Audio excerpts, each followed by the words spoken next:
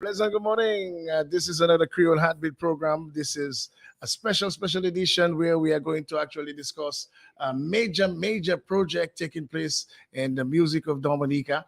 And we're here with the kind compliments of DG Cell Dominica's powerhouse in terms of telecommunications. And with me is one who have really done tremendous work for Dominica and really brought Dominica's name far and wide, made Dominica supreme in the 70s, continued to excel in various areas of our development. I remember the days of the World Creole Music Festival, how pivotal it was in actually linking the Francophone world to Dominica. Let's make you feel welcome again, Mr. Gordon Henderson. Bonjour, good morning. Good morning. Wadix. And once again, it's a pleasure to have you on our Creole Heartbeat program. And by the way, you are actually our main advisor, senior consultant at Creole Heartbeat. And we really want to thank you for the tremendous work, the tremendous advice that you have been giving us. And I want to openly say thanks to you, my brother. Well, I should return the thanks because I think you're doing a very great job. When I walk the streets of Roseau with you, people usually congratulate you over and over again. So it's a pleasure and a great satisfaction to be involved. Okay, and I happened to be in town this morning, and I was forced to come and extend common courtesies to a distinguished comrade, Diamond Creole. And, just stepping in, Ron Land. As a matter of fact, we all work together to actually build what is now the World Creole Music Festival. And just a short word from you, Ron. Those days back then, very little resources. When you resuscitated Kadaslipso. Where's Kadaslipso? Wadix for the 50th anniversary, we must do something special. Yes. I tested my legs, I couldn't have the motion. SMA boy? Grammar school. But you know, the Gramax is... and also Grammar Academics. So we will get him involved. Yes. We must do something for the 50th anniversary. We need you. Yes. Okay. One love. Okay. Okay, so that's Ron Lander. And we will remember Ron Lander from our days, as a matter of fact, just bringing the World Creole Music Festival to fruition. Remember those days, those very early days. And he played a pivotal part. He was the man behind the finance, and this was a very critical part. Those days, people who played their part at this World Creole Music Festival is no longer even considered. We are not very good in keeping our history, in keeping our legacy. God knows, I'm not sure why, not sure where, and what took over us, where we think that today's world is the only world that exists. And there was never a history, there was never a people before present. Well, we are living in a world of immediacy. You know, things before you had to wait a week for the weekly newspaper to know what happened. Now you know what's happening at the same time that is happening. Yes, but at the same time, we can't forget where we come from. We can't forget our legacy. We can't forget how we were made, even who made us, and the struggles to be where we are. Somebody actually had to sacrifice to allow us to be where we are and to be as old as we are. But our main purpose here going is to really talk about this major project that you're undertaking, Fusion Under the Sun. Tell us a little about the project from its metamorphosis to where we are presently.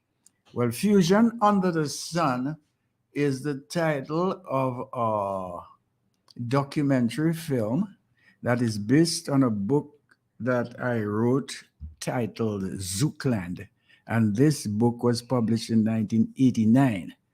So it is in keeping with what you're saying that we need archives, we need history, we need to refer to foundation because we didn't just drop from the sky as adults or 10-year-olds or teenagers. We have a history. Now, this book is not the history of the evolution of Caribbean music. It is a history because I wrote that book in the first person because I was talking about what I saw and what I lived through. Now, 53, 54 years of what I saw. In the documentary, we are talking to people across the Caribbean who can support or deny some of the things that I will come up with, because I might not have seen what I have seen might not be what it was, but I will profess to what I saw. And there is something, since it's a regional thing, it's a Caribbean thing.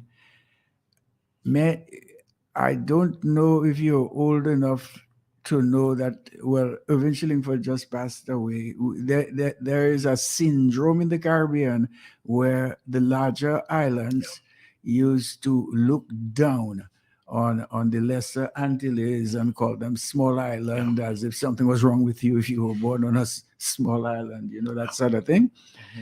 So one of the things we want to demonstrate is that Dominica made a major contribution into the development of music over the last 50 years in the Caribbean.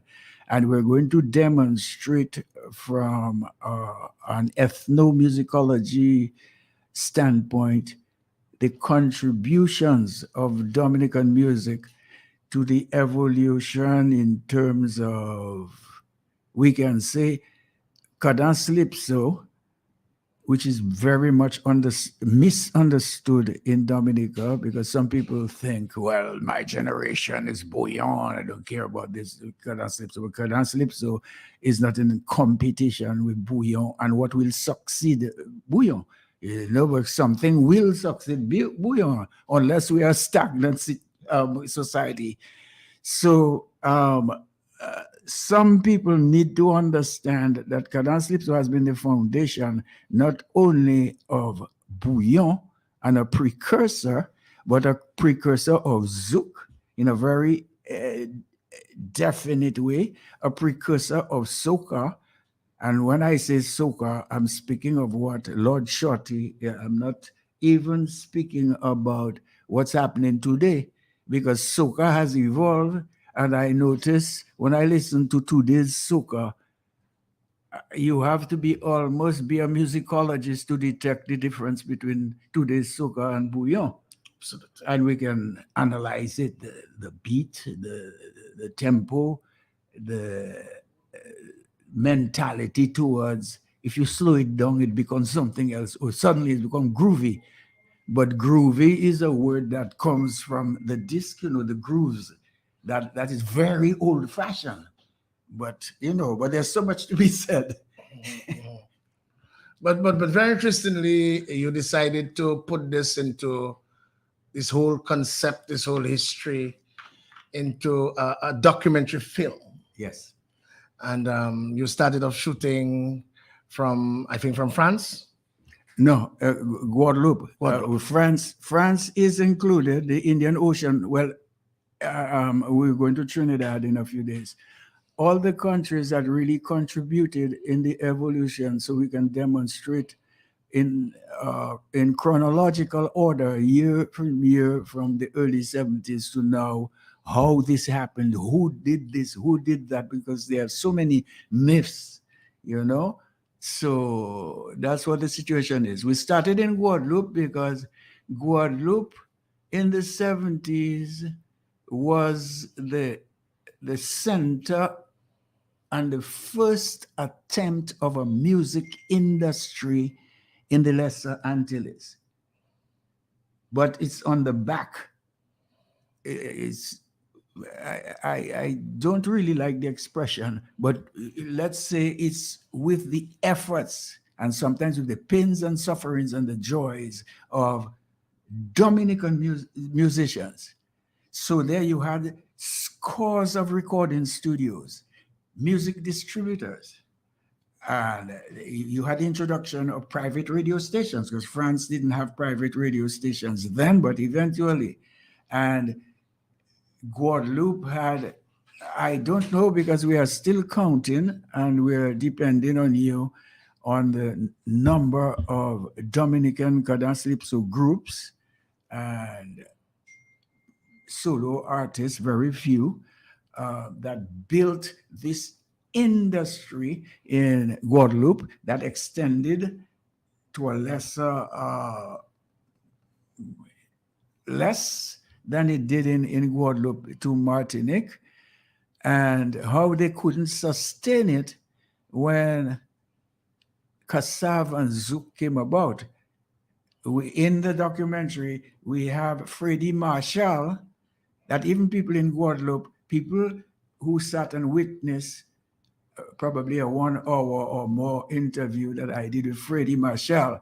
And I didn't discover anything because I was there and very much involved in the beginning of Kassav. And people were shocked to find out that Freddie Marshall, together with Pierre-Edouard Decimus, created the concept of Kassav. Freddie produced the first 3 albums. He sang himself on the second one.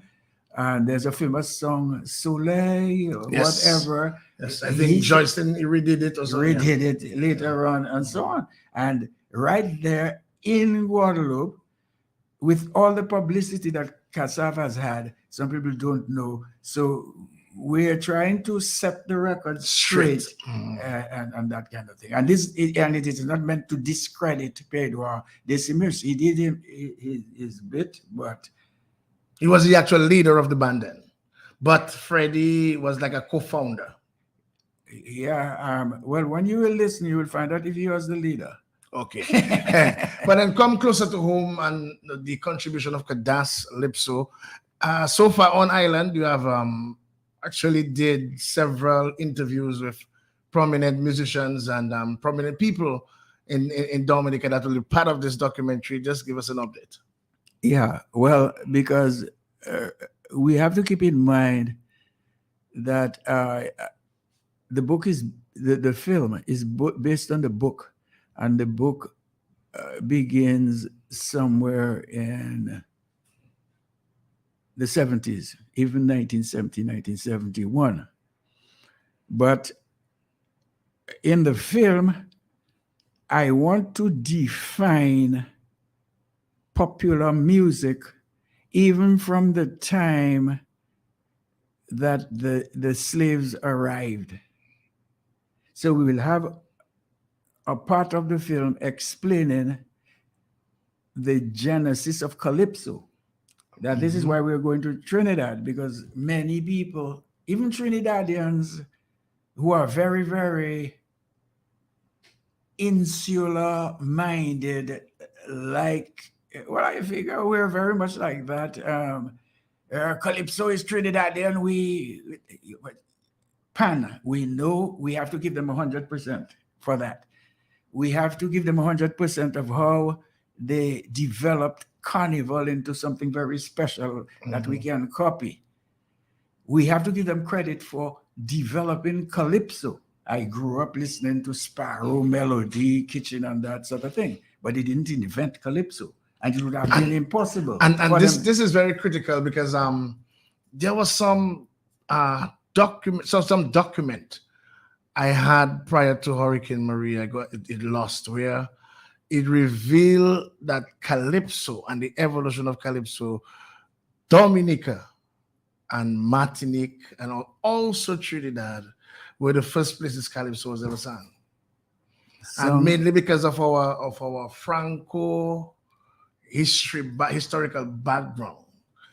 Because there seemed to be a French attachment to it based on the documentary. But indeed, very critical with Dominica name was mentioned, Martinique name was mentioned alongside Trinidad. So while Trinidad is owning totally, they were the ones that created Calypso. I had that document, which just but I have been involved in conferences where I've been invited to speak, and I can remember once there's a Trinidadian, a woman academic, who was claiming, and we almost ended up, but my participation was in Zoom. I figured that had I been in the hall, that we would end up fighting physically, because she was claiming Calypso, whereas we will speak about that in the documentary, but this is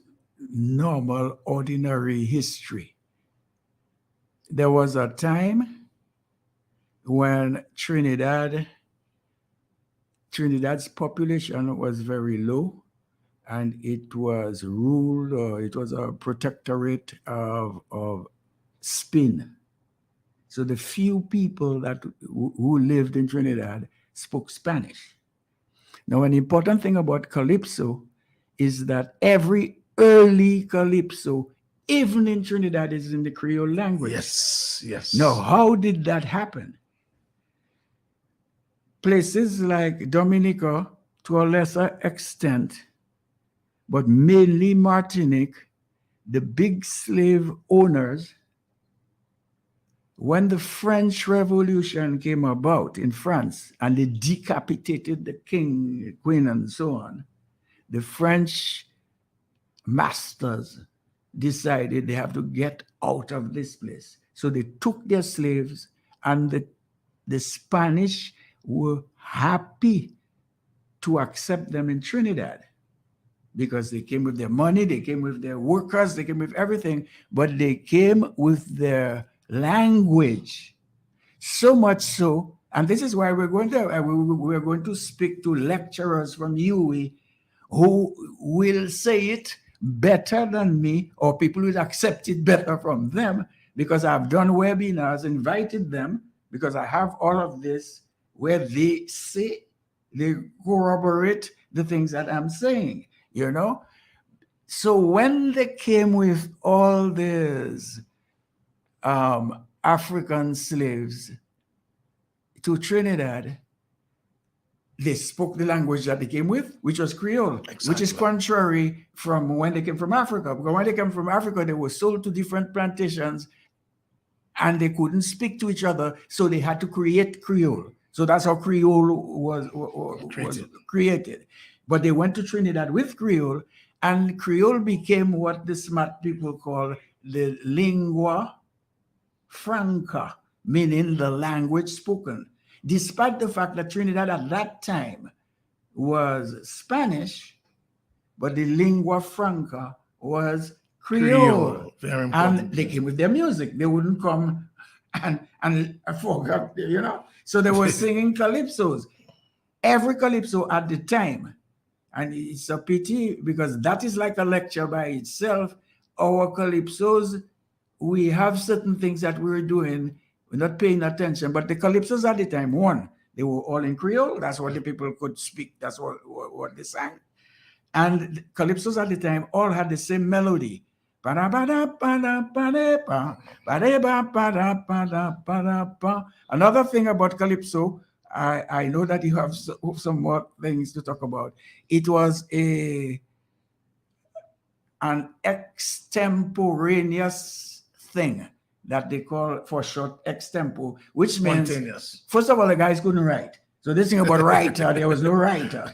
You had to have the talent from the griots of Africa of being extemporaneous, meaning that you are supposed to write your calypso. Look, the man sitting with a telephone, and I think it looking like a bone. You know, that kind of thing. You have to learn to write. That is the basis of calypso, etc., etc. But all of that will be explored. Yeah. And I'm very happy that you're giving us this background, because we have actually heard this year that calypso is something else. And I heard it this year in prominent places. I had some issues with it, and that's why I was very critical of the association not saying anything, especially when, you know, the art form. If you do not understand, I always keep going back to Marcus Garvey. If you don't understand the metamorphosis, the genesis, how it was formed, the roots, how can you then take it to whatever level? Very importantly, Gordon, as we celebrate 50 years, and I mean, you were there from the beginning, part of, actually named the genre, Calypso. How important is Calypso? And I want us to emphasize on the other genres, because we touched on it earlier about a little soca, but then see how far soca has gone. See how far zouk has gone. And I'm not sure if you recall that conversation you had with me maybe about 30 years ago when you told me we even re-influence Haitian compa. When Exile One went to Haiti, they didn't have any brass per se. It was more guitar pickings. And then your potent brass section actually forced the taboo combos and the bossa combos and the skasha shle to then incorporate brass. So which means we re-influence compa. Yet still, that history, that foundation, that legacy is somewhere hidden. I'm not sure if it's under Monjablote or if it's under the boiling lake. And I know that is how important this film is going to be, to expose and to showcase how important this was. And let us see how we can elevate Dominica's stature, because we're 50 years of Kadas. And like you said earlier, some people seem to misunderstand what Kadas Lipso is. Exactly. 50 years. You are now fortunate and God has blessed you with tremendous health and strength to see something that you created now 50 years. How do you feel about it? Well, the fact of the matter is, to illustrate and to better answer your question is, let's take a very popular bouillon artist, Asa Banton. Yeah. Well, I didn't dare say Suki Bunbury. But they are indeed two very popular artists. Okay. To evaluate the importance of Cadence Lipso today, we are in what, 2023? Yeah. They would have to stand the test of time. I wouldn't be there, but whoever is there in 2073. Slim may just be around. And you'll be a very old man. Yes. So this might give people an idea of what I'm going through now. Yes. Because Kada stood the test for time. 50 years. Yeah. So that is point number one. Point number two is, when you've done that, you have created a foundation. And the foundation is like, I like to use the example of samba, because a lot of people don't care about other music since they have the little buyo and their soca, they're cool. But they're in our region or hemisphere, you have Brazil comes out with samba, but samba is not something you hear in the discos or anything. Samba is the foundational music. They have a way that they dance it, and even a kid is 3-4 years, they're involved in samba. And when they want to go to the disco, they have the popular music of the day. But the music, the foundational national music, is that samba. And samba doesn't compete with any other modern. I don't know what the modern genres are called, you see? So this is like our samba, and I'm using samba. I'm not talking about a musical comparison. I'm using samba as a symbol so that we can understand what Cadence Lipso represents here, or should represent, you know? And while I say that, I must commend you, because I remember a few years ago when the NCCU decided to do Cadence Lipso shows. And what surprised me is I was invited to a meeting. It wasn't Zoom at the time, but I was abroad and I followed the meeting anyway. And they were talking, they were using words like resurrect, resuscitate. So resurrect means that it was dead. Resuscitate, I made you more rebound and so on. So kind of bringing you back. And then words like revival. But meanwhile, I have never stopped performing. Likewise, Ophelia. Yeah. Likewise, Midnight Groovers. Yeah. And it's a good thing that you say that, when Midnight Groovers, they tour, they perform all over the island. I don't think I was or I am a very popular performer in Dominica, and that can be understood because whenever I came back home was to invest, to do things, not really to perform. So, but when I travel around the world, it's to perform. Completely different. Yeah, it's to perform, and I keep on performing all the time. But so I didn't understand what they meant by resurrection. I felt very much alive, resuscitate. I didn't have any ICU problems or issues. So there are lots of matters that we need to clarify and try to get a proper understanding. I hope we can do that with the film. Going back to the film in terms of support, have you approached, let's say, a DDA or Ministry of Tourism, in as much it is going to be Dominica is going to be highlighted tremendously, because being around the film company who is responsible. I mean, I saw several of our natural beauty being shot at for several hours, which means it is expected to be part of this film. Have you been getting any support on that level? Well, the first,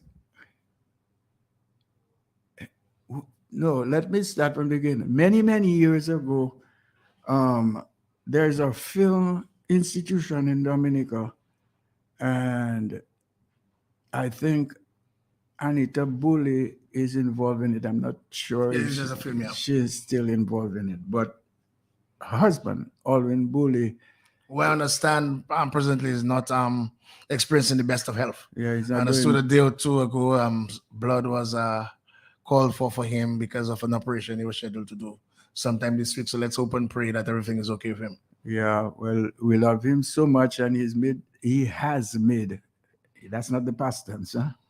He has made a great contribution towards culture and all of that.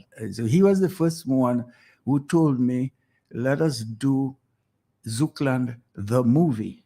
But it was not a documentary movie. It would be something with actors, something like a biopic or that sort of thing.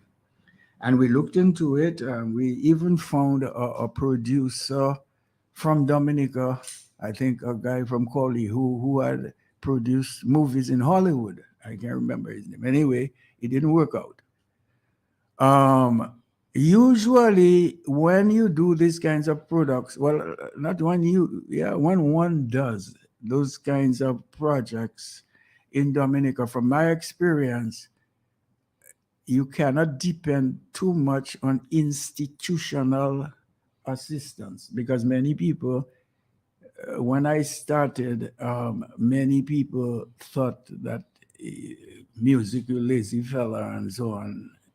We're not going to help you to do your nonsense with music and so on. So I have always had this tradition of doing it on my own. There's only one exception, and that wouldn't be in the film because it's not an autobiography. Is Prime Minister Eugenia Charles's father, J.B. Charles, had a bank called the Penny Bank. Yes, I remember. And as a young man, I was very naive, but I used to work with an insurance company, so well dressed with my tie and so on, my briefcase. I went into the bank. I had no account there. I asked to speak to the manager and owner, Mr. J.B. Charles.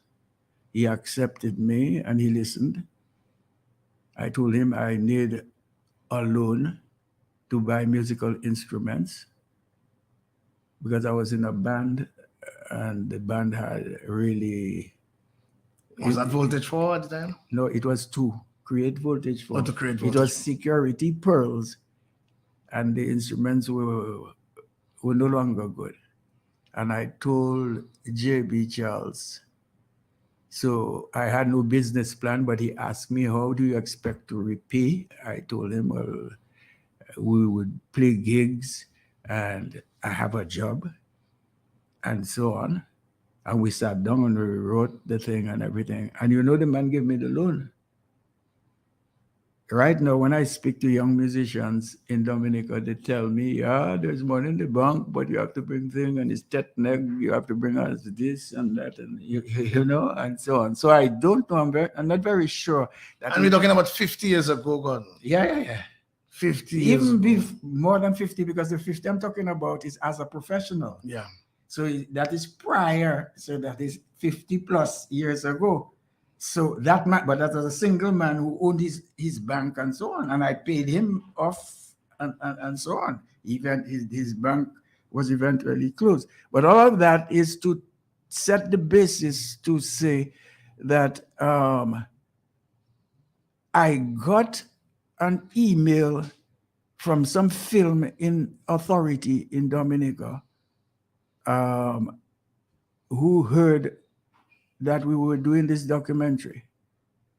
So I was very happy, but it's an email or a message that came in for some kind of professional link thing called LinkedIn or whatever how it's pronounced.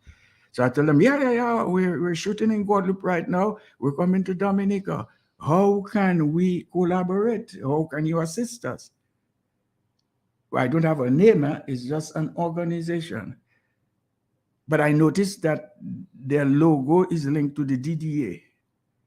And they said, when you come down, give us a check. Of course, I find this is absolute nonsense. And I just left that in peace. Now, the Ministry of Tourism, we work through the DDA. So the DDA, I find that they're very kind in assisting us in looking for helping us in travel things like the ferry between the islands, wherever the ferry goes, connecting us with ministries of like to get permission from forestry to do those kinds of things. But unfortunately, they do not have money. So no financial. No financial. You cannot do that. Assistance. When I speak with the CEO, that I've known for a long time, I can see on his face that he wants to pull off his own checkbook and give us some money, but he didn't do that.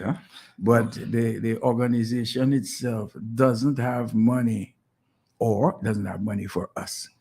Okay, so from here, the film, you move across to Trinidad. Yeah.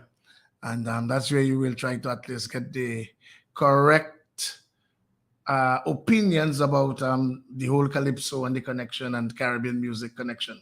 Yeah. We're going there in terms of the music to talk about two periods, the history of how Calypso arrived in Trinidad, and the explanation of why Creole was the original language of Calypso. This is why Calypso in Creole is not an incoherence. I mean, it's keeping with the history of the genre itself.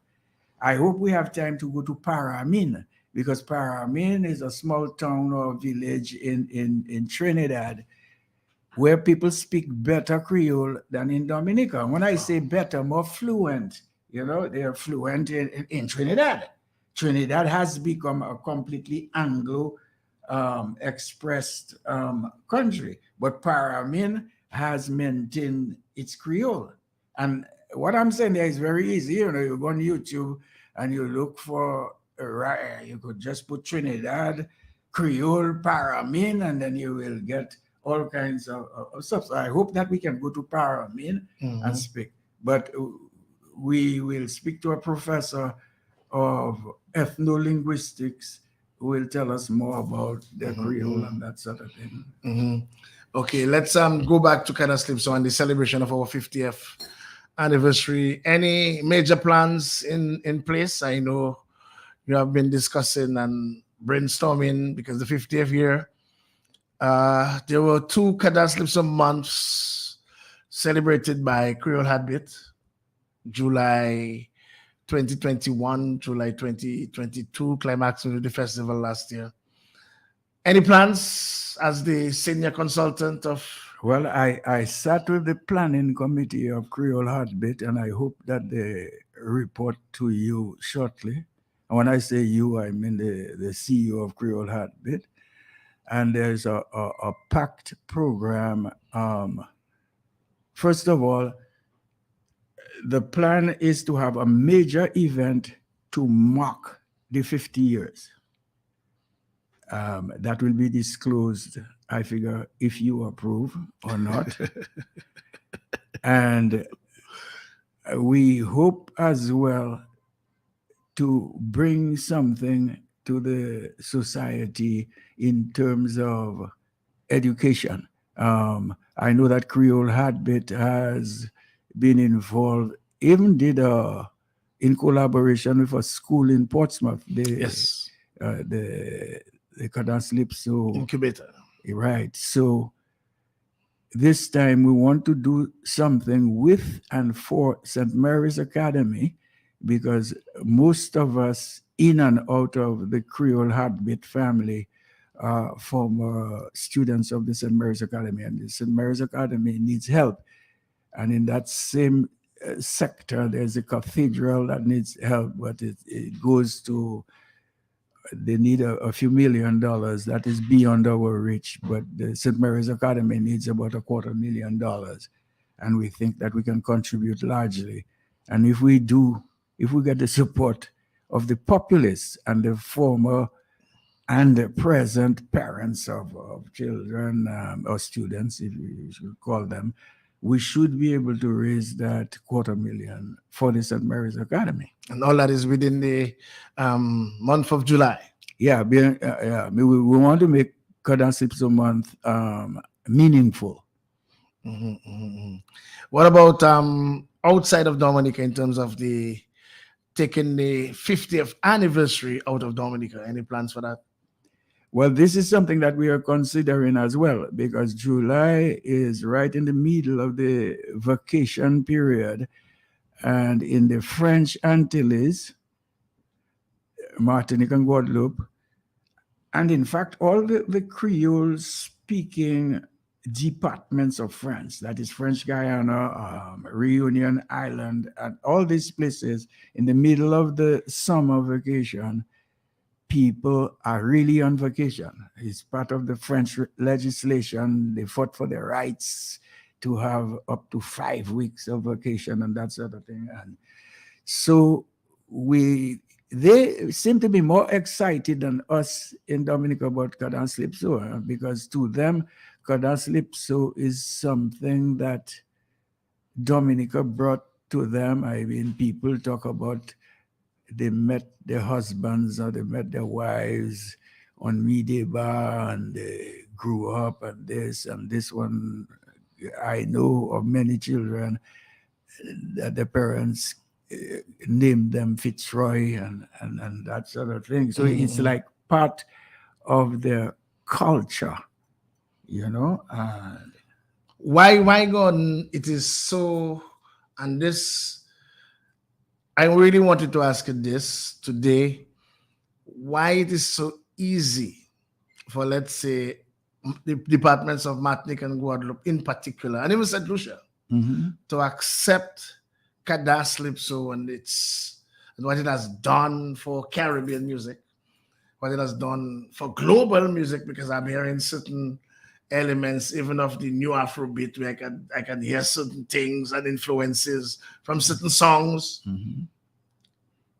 than the home country Dominica. I mean, it wasn't born here, but most of the exponents, most of the artists are from Dominica. Why it is so easy, even for, let's say, the mayors from the different communities in Guadeloupe and Martinique, the population to accept it? in comparison to Dominica? Well, I don't know. We would have to bring in a few sociologists. No, no, no. I'm being very, very serious to understand because it's not really a Dominican problem, you know. A lot of people think reggae just dropped from the sky. When I went to Jamaica for the first time, I knew reggae. I loved reggae. I recorded reggae. I often boast that I'm a reggae ambassador, or I was, because when I got my own identity, I switched away. But when I went to Jamaica for the first time with all this reggae, and I think I reached, I noticed that reggae was despised. And speak to any intelligent Jamaican of a certain age who did it. We are not including Jamaica too much into this documentary because we want to stay more on the Creole Franco thing because Calypso. But in Jamaica, reggae was the music, and if there are Jamaicans who know about what I'm speaking, they can call in and dispute it. Reggae was for the ghetto, so the populace and so on was for reggae.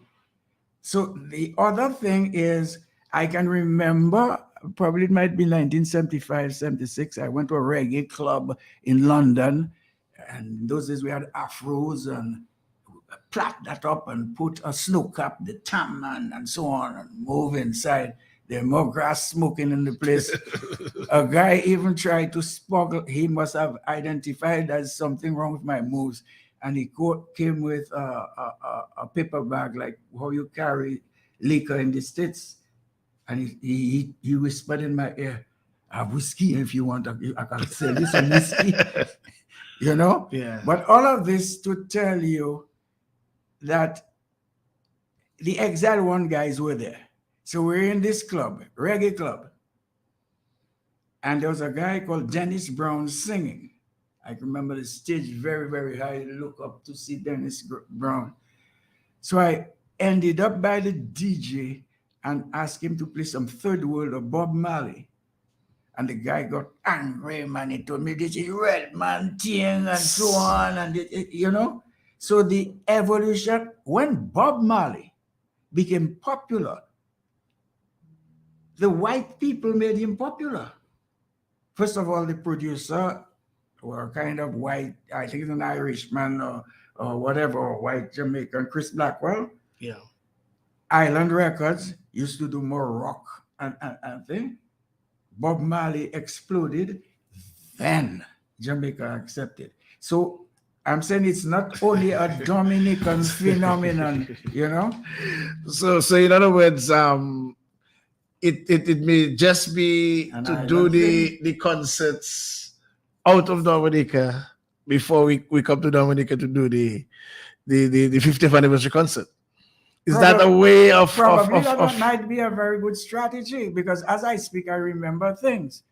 A few years ago, I got an award in Washington, D.C. with a reggae singer called Maxi Priest. Pictures we standing next to her over stuff and so on. And when Maxi got his award, he was literally crying on the stage because it's a kind of American Caribbean thing. And he said that's the first time in his career that he got an award from what he called his people, my people. Now, the thing is, Maxi Priest is Jamaican, but he was born and raised in England. I met the guys from Still Pulse in St. Bart's. I was surprised of the British accent, and Fitzroy told me, but these guys are from Birmingham. But they too had problems getting on Reggae Sunsplash. So because of that little segregation. Yeah. So we have our problems, but these might be island problems too, you know? Yeah, because I'm pretty much concerned, and the reason why I'm asking that, because I want to lead up to acceptance of present day music, which has not done possibly as half as what Cadastipso did. And you said a while ago in terms of the longevity and there seemed to be a level of acceptance, not because it is today's music, but because of something different. You would find here is during the 70s we had a particular quality. We had a particular musicianship. Our music was respected out there. The name of Dominica. I mean, I've traveled far and wide. When people talk about the music from Dominica, they would talk about the musicality. Mm-hmm. Now, today's music simpler, different, more chant, hardly singing, less melody, and even profanity. I must come to that because because it's accepted now, and I get good blows for it. So I really want your opinion on it. And there seems to be that deafening silence about the new wave of music in comparison to the golden classics of the 50 years of Calypso era, which whenever you hear them, they still sound fresh, they still sound new, and they still sound so potent. Well, I have mixed feelings about that. The first thing is the evolution of the music is one thing. Today, all over the world, popular music has moved away from what we call melodies and harmonies. You know, the harmonies are like chords, if you want. When I grew up, Calypso used to have a whole load of chords, the harmony. You learn to play guitar, you know, the whole lot, and you had melodies. Then you move into like the rap era. So rap has changed, but it was an era of rhythm and talk. So we're lucky on this side that some guys can chant, because otherwise they would have spoken like rap. And then you had the introduction of digital and numeric instruments that permitted, you don't have to be a drummer. All you had to do is buy a little box and squeeze it, and then You get drums. get the things. Yeah. And you don't have to vary. The drums use the same beat all over and so on. But that is the era, you know? So it's very, very difficult to tell a generation, you know, to go back to the previous generation. Not basically to go back, but to refer to. Not even to refer. Good music is good music.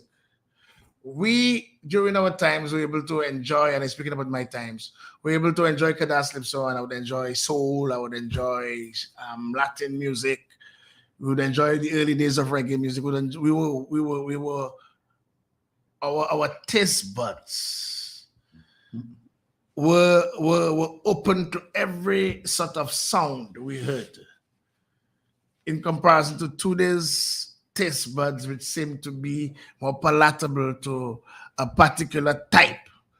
Well, it's a matter of this generation is not inclined to be interested by variety. Okay? They will spend probably 80-90% on what's happening right now. When I grew up, the radio station played everything from Nat King Cole to Sparrow. The people on the radio would tell you this song is titled this. It is sung by Frank Sinatra. Then they would move to pop, Beatles, or whoever. They would tell you that this one was recorded in this studio, as if they knew where it was, and these are the musicians that who played with it, you know. So people were more interested in variety and that kind of thing. Now we have moved into a different era where people are not interested so much in variety. That's one point. But there's another point that today people have their own notions of what is new and what is old. When I walk around the street, if I were to record the whole set of people who pass me straight, and I say, hey, It's got me do that there, no, man. Well, I take you for a young boy, man, and this kind of thing. Because in they have a preconceived notion that I should be walking with a cane or some kind Old of man, old music, old man. Yeah.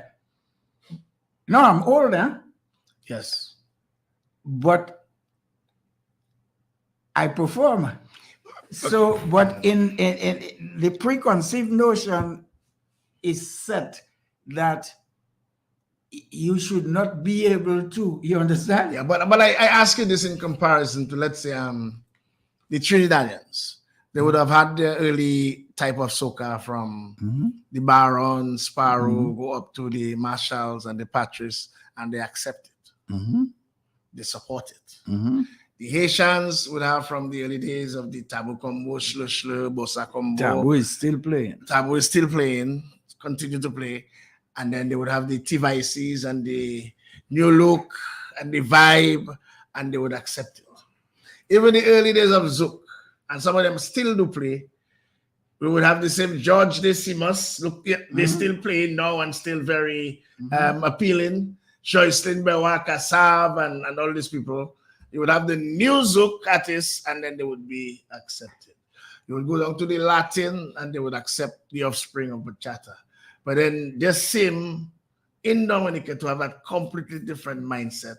And we have even gone in a different direction, which means now the product, whatever is now produced in Dominica now, which is what comes out from Dominica and according to them is trending, it is something totally different or departs from what we know as real Dominican music in terms of, let's say, the cadence, the early days of Bouillon, and even what we have produced in abundance with all the major artists. You can include Nasio and all the levels of consciousness that Dominica has been known for. In that context, I really wanted to ask you a question. I'm not in a position to be able to answer that, but I agree with you. That is a situation that is there. I think that's a situation that needs to be corrected. But in order to correct that situation, we need to collaborate with a number of different institutions. This morning we were talking about the Bureau of Standards. Today, there seems to be no policy in place as far as the entertainment industry is concerned. So anybody can, contrary to other professions, can just wake up one morning and say, well, I'm a DJ, or I'm a singer, I'm a guitarist because I have a computer.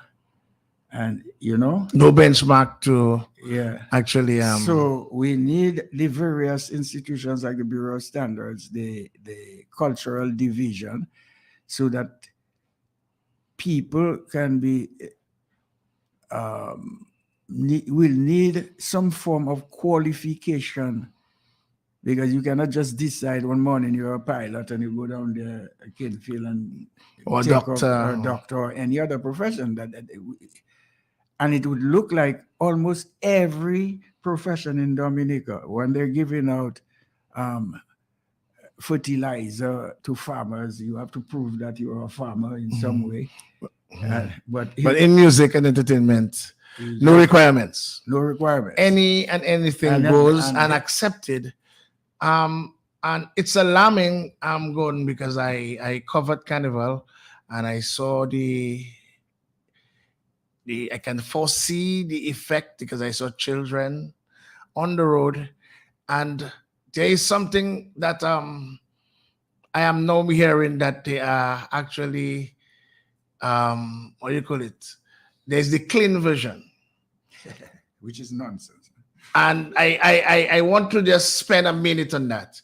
You spread, and I want to you spread the original version. It is totally all over the place, the original version. And then you're telling me now on the road you're playing a so-called clean version, and you expect on the road for people not to sing what they have known. Or you spread the whole version all over, and then you go to a school, and then you expect that same artist not to say the word that they spread all over. To me, and that is my opinion, and I want to just say it fundamentally, this is total garbage. And I want to find an opinion, Gordon, because this is important, and I want to, because you see, we haven't had very much opportunities to speak to people like you who were there from the beginning and the present direction, and you have been studying the trends of music, the World Creole Music Festival, and in last year in particular. I know this is controversial, but I know you were there, and I know the part that you played, integral part. You were the overseas coordinator. I know you actually collated and coordinated the media, French media. First time we saw that level of media, and even the sound system of the levels. What it meant then and what we saw last year with 5 reggae bands, including artists with high levels of profanity live on stage. And I mean, I don't care who want to get vexed with me, but I want to say it now, and I want to really get your response as, you know, one who was there from the beginning. Because we seem to be shying from saying, I know time running out, but it is really important that, you know, I get from you your response to that. Okay, well, there are 2 things. To me, it's relatively simple. The thing about the clean version thing, we got that from America.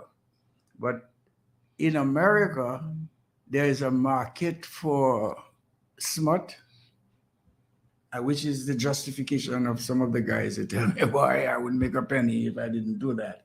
But in the States, there's a market for it. And there is a market, a larger market for what we may call the clean version. But in Dominica, based on what I saw for Carnival, it would seem that the small market in America is the large market here. So when you do the clean version, you're not tricking anybody. It's like a child, you know, a song is... Jack and Jill went up the hill. No, Jack and Jill went, and then... No. You're even making it more elaborate. You know a dirty song.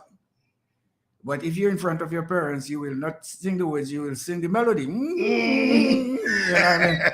So the clean version is just the melody, because the kid know. And when you're in a liberal situation like Carnival, where freedom, you drink and so on, where you wouldn't sing any.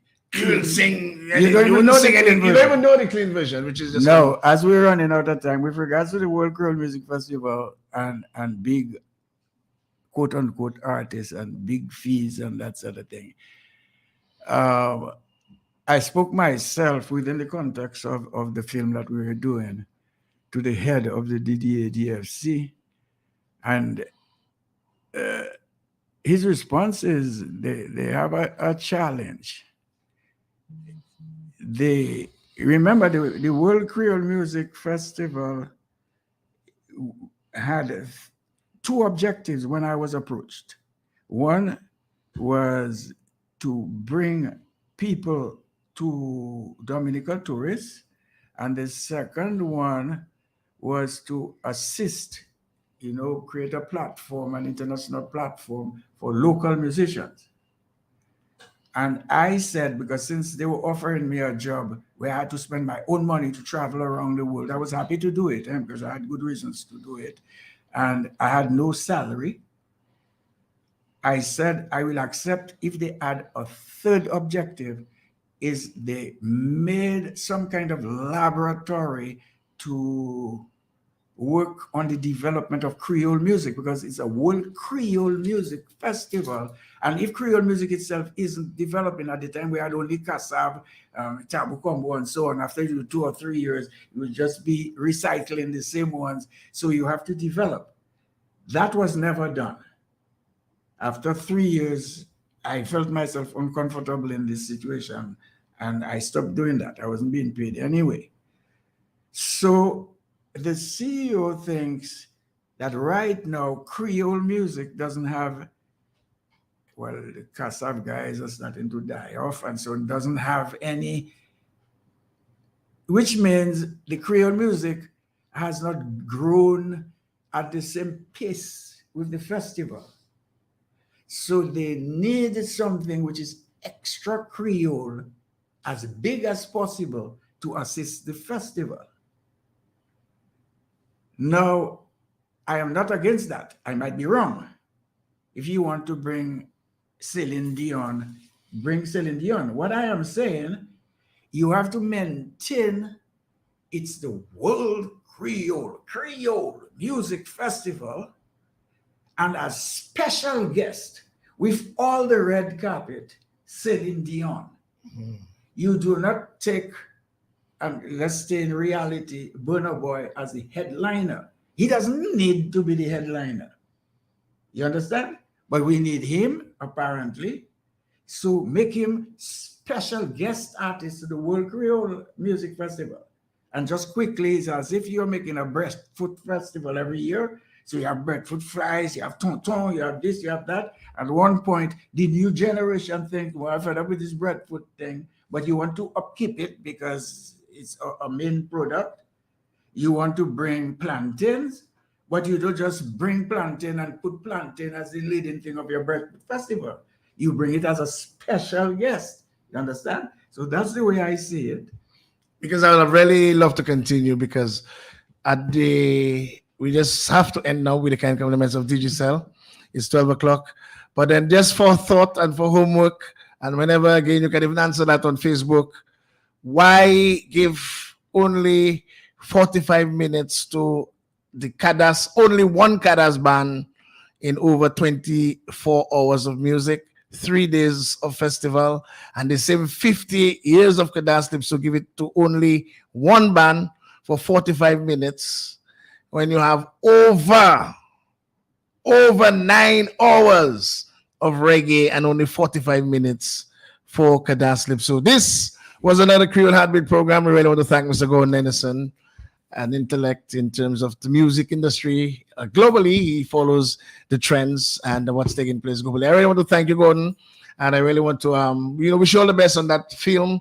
I'm very happy to be actually assisting and to whatever I can do to continue to do. And you and your team from Guadeloupe, Thierry, and the rest of the brothers, I really want to big them up.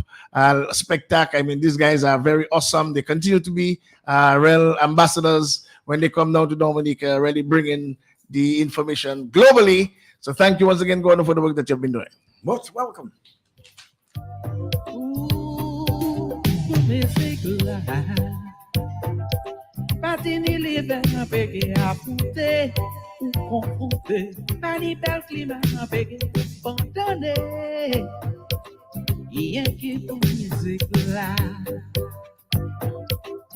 Yankee music live.